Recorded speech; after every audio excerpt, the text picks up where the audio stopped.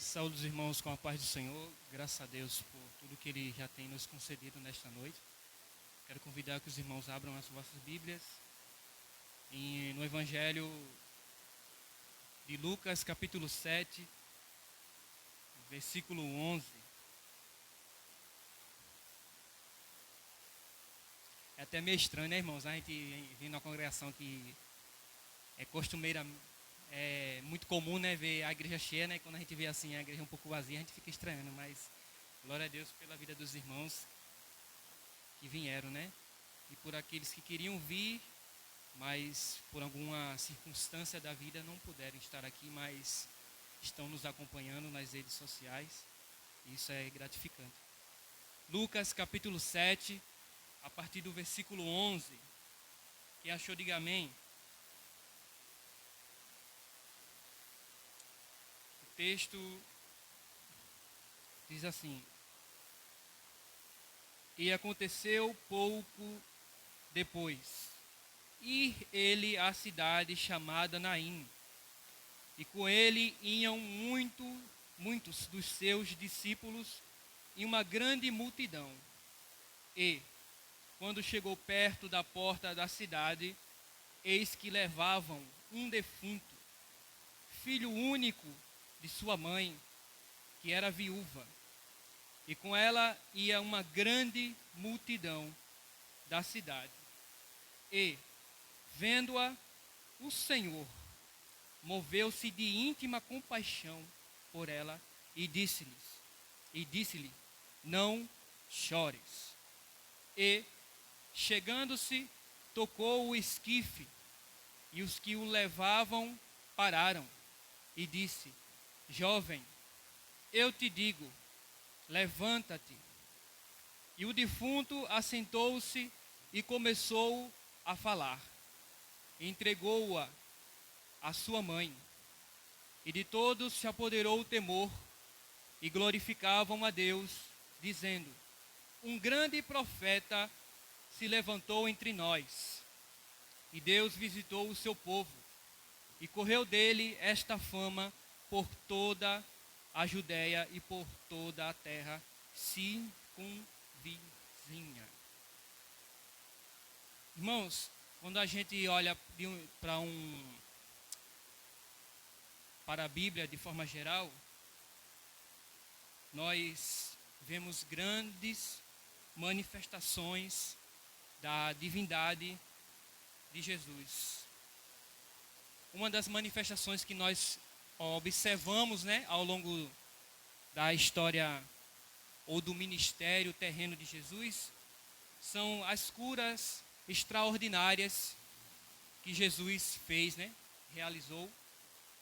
Nós vemos também a sabedoria, né, que Jesus tinha quando ele ensinava. A Bíblia diz que quando Jesus ensinava, ele não falava como os fariseus, como os escribas, como os estudiosos da época. Mas também não era apenas isso, mas porque ele falava com graça, ele falava com autoridade. Mas quando a gente olha de forma geral, dentre essas coisas, dentre dessas manifestações sobre-humanas, sobrenaturais, nunca houve nada tão impressionante como dar a vida a pessoas que morreram, que estavam mortas. Há pessoas que, por alguma circunstância, perderam a vida.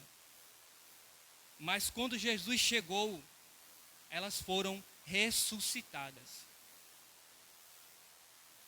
Dentro da Bíblia, vemos 3 pessoas que foram ressuscitadas por Jesus.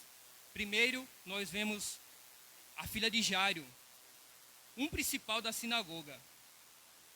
Vimos ali, né, que quando Jesus chega naquela casa, aquela menina, né, estava morta, e Jesus olha para ela, olha para as pessoas e diz, essa menina, ela não está morta, ela apenas dorme. Ou seja, Jesus sabia que aquela menina estava morta, mas como forma de não ser ofensivo, né? Jesus se utilizou de um eufemismo, de uma palavra menos ofensiva, branda. Por isso que ele falou, ela apenas dorme. E ali Jesus diz para aquela menina, Talita cumi, levanta-te. E logo de imediato a vida voltou para ela e ela foi ressuscitada. Vemos também a ressurreição de Lázaro, um homem a quem Jesus amava. Um homem que Jesus tinha grande estima, e também as irmãs para com Jesus, as irmãs de Lázaro. Vemos um homem ali, né, que há 4 dias já cheirava mal. E Jesus, quando chegou ali no sepulcro, ele deu uma ordem e disse, Lázaro, vem para fora. E ele veio para fora. E a terceira ressurreição que nós vemos em toda a Bíblia é a ressurreição do filho dessa viúva.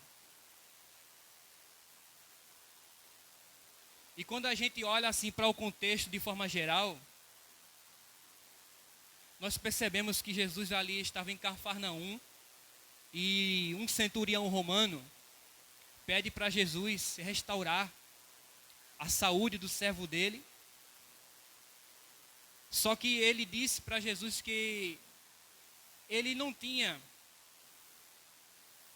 era digno de que Jesus entrasse na casa dele para que o seu servo fosse curado. E ele disse para Jesus, Jesus, basta apenas uma palavra sua e o meu criado sarará.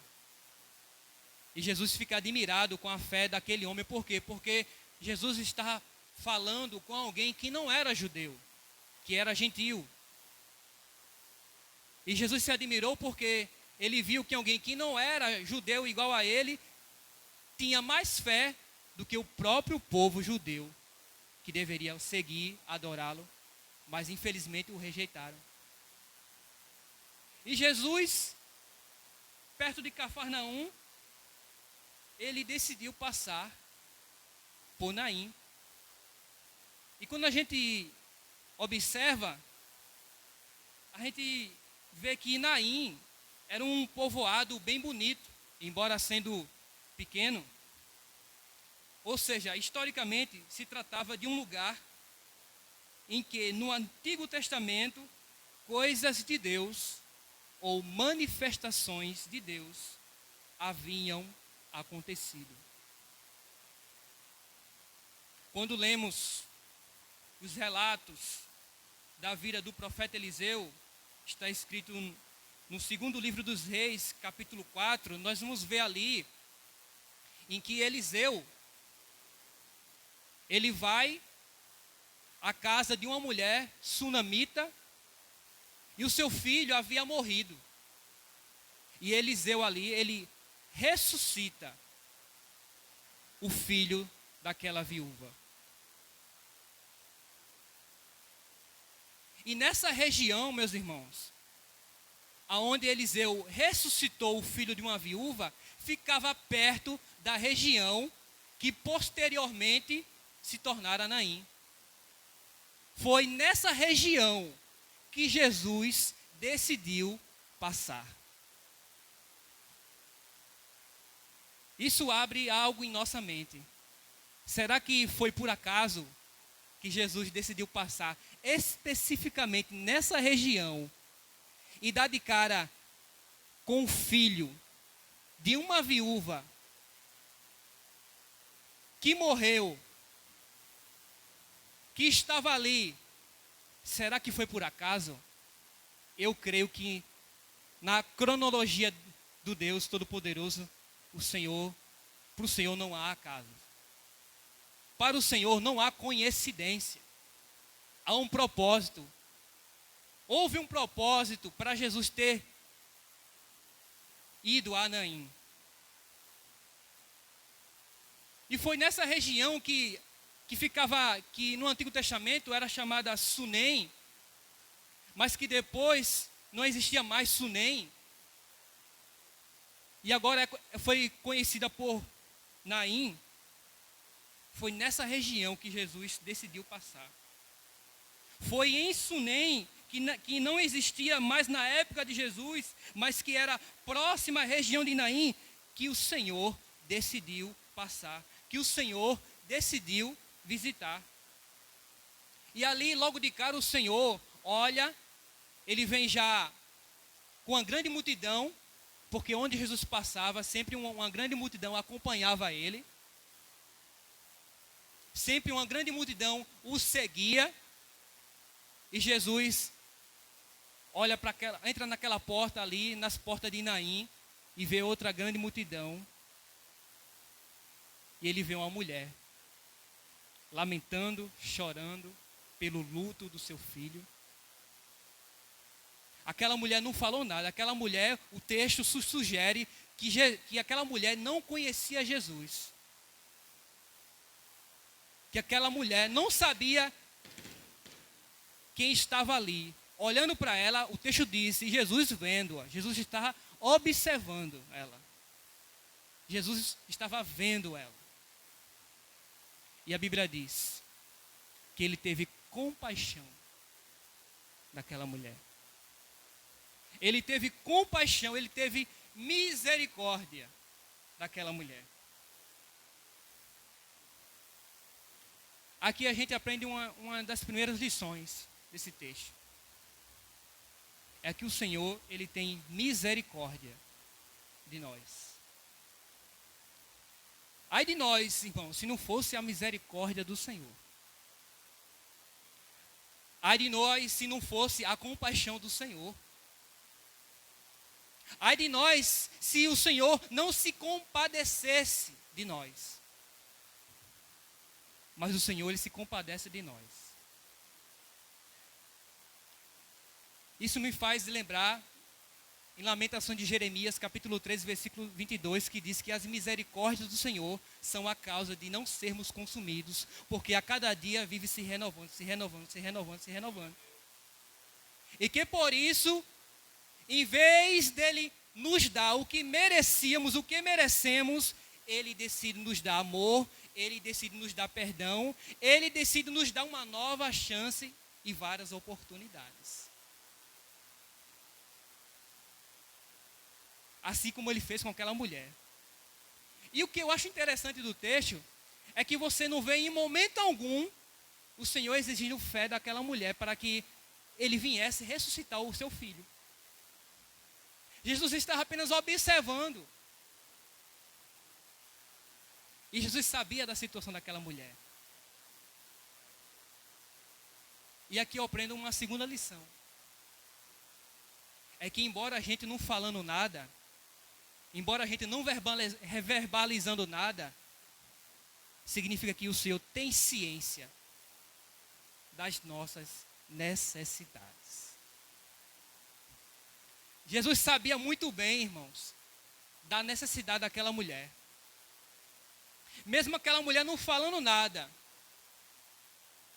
mesmo aquela mulher apenas chorando, lamentando o luto do seu filho, mesmo aquela mulher não tendo pedido para que Jesus ressuscitasse o seu filho, ele tinha ciência da necessidade dela. E da mesma forma, ele tem ciência da nossa necessidade. Mesmo a gente não pedindo, mesmo a gente não falando, ele tem ciência da nossa necessidade.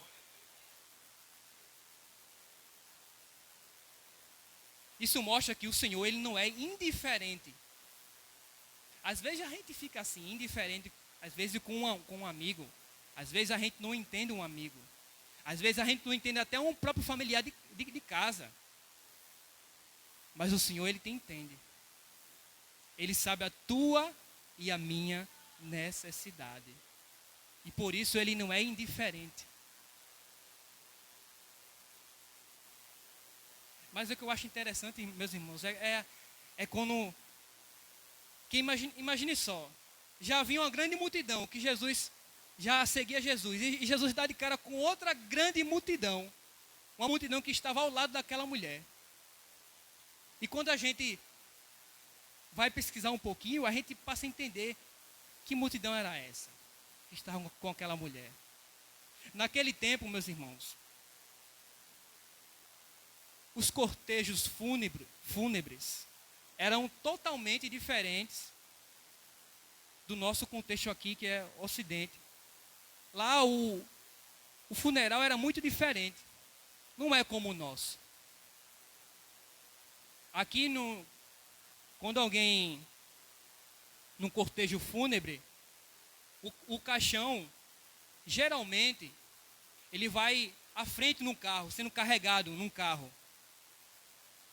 E a multidão vai atrás. As pessoas vão atrás. Só que naquela época, a multidão ia na frente. E a pessoa que tinha um parente lutado ia no meio. E o morto ia sendo carregado atrás. E naquela época, haviam mulheres que eram contratadas para chorar em funerais. Eram chamadas as mulheres carpideiras. Elas eram contratadas para chorar em funerais. Mas também haviam os homens. Os homens, como uma forma de manifestar sua dor por aquela pessoa que havia falecido, eles batiam no peito. A gente vê isso como, por exemplo, os judeus. Qual era a forma deles manifestarem a sua dor de arrependimento? Era se vestindo de pano de saco. A gente vê isso no contexto bíblico. Era se vestindo de pano de saco, jogando terra para o ar. Da mesma forma, era naquele tempo. Aí imagine só, Jesus vendo aquela situação de tristeza. Aquelas pessoas chorando. E ele vendo aquela mulher. Ele poderia ter visto. A Bíblia não diz que ele olhou para a multidão. A Bíblia diz que ele olhou para a mulher.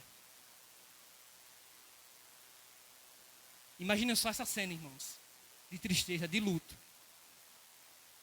E Jesus decidiu olhar para aquela mulher. E Jesus chega perto da multidão. Passa pela multidão. Chega na mulher e diz: não chores.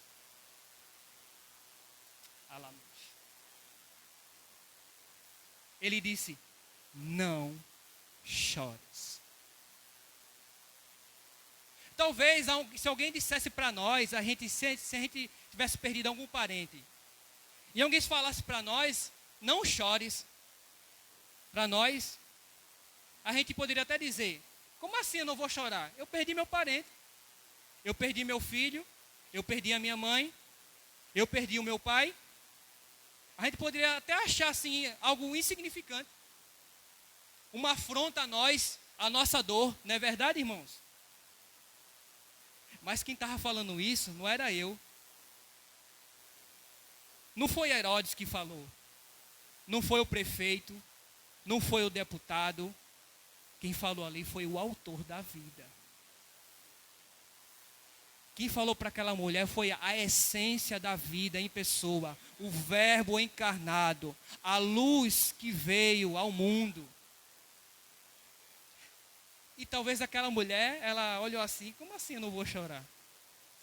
Mulher, quem está falando sou eu. Não chores. Não chores. Não chores. E o que eu acho interessante é que naquela época, como é que o corpo em que o corpo era carregado? Naquela época, irmãos, o corpo ele era carregado numa espécie, a gente poderia imaginar assim, uma espécie de maca. E o corpo era enrolado numa espécie de lençóis. E ele era carregado por homens. Aí a Bíblia diz que Jesus chega perto do corpo, ele toca o esquife, e o jovem se levanta. Ele dá uma ordem, né? Levanta-te. E o defunto desperta. Ou seja, naquele ambiente de morte, naquele ambiente de dor, naquele ambiente de tristeza, Jesus chegou ali e o ambiente automaticamente mudou. O cenário que era de dor se tornou em alegria. O ambiente que era de choro se tornou em felicidade, em alegria. A morte que estava imperando ali passou a habitar ali a paz. Passou a habitar ali a esperança, porque aquela mulher, irmãos, embora ela sendo viúva, o filho dela era a única fonte de sustento dela.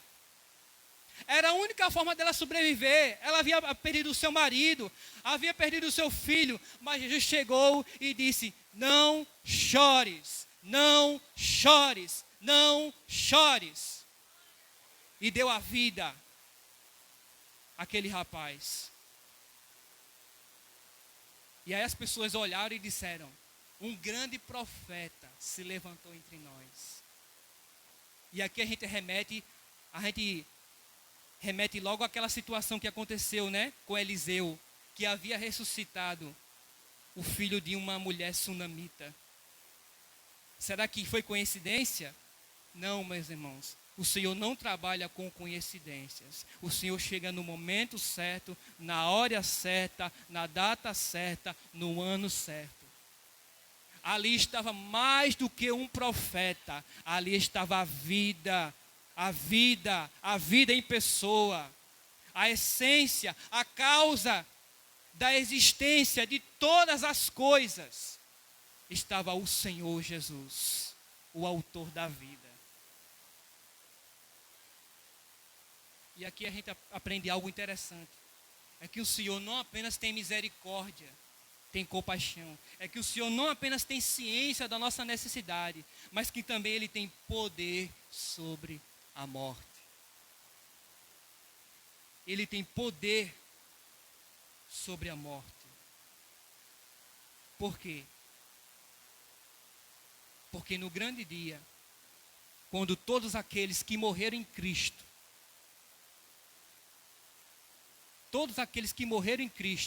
Jesus, guardados, eles ressuscitarão primeiro. Eles terão o quê? A preferência do Senhor de ressuscitarem. E aqueles que ficarem vivos até o arrebatamento serão transformados, serão glorificados. Aqui você vê que o Senhor, Ele derrotou a morte. Ele derrotou a força, o poder que a morte tinha sobre toda a humanidade. Ele ali, ao ressuscitar, não apenas ao ressuscitar, a filha de Jairo, Lázaro, e esse jovem, ele estava demonstrando o poder que ele tem sobre a morte. E que por isso a morte não terá mais domínio, mais poder sobre todos aqueles que creem no seu nome. Essa é a nossa esperança. Talvez você tenha medo de morrer. Eu creio que cada um de nós já passou por um pequeno momento, assim, um pequeno momento de medo da morte. Mas eu quero te dizer nesta noite, não tenha medo de morrer não. Você está guardado em Cristo, está em Cristo Jesus, a sua alma está guardada nele. A sua vida está guardada nele. Aleluia. Essa é a nossa esperança, meus amados irmãos. Essa é a nossa esperança de que naquele grande dia o Senhor vai nos dar a nossa recompensa. Amém? Que Deus abençoe a sua igreja. Agradeço por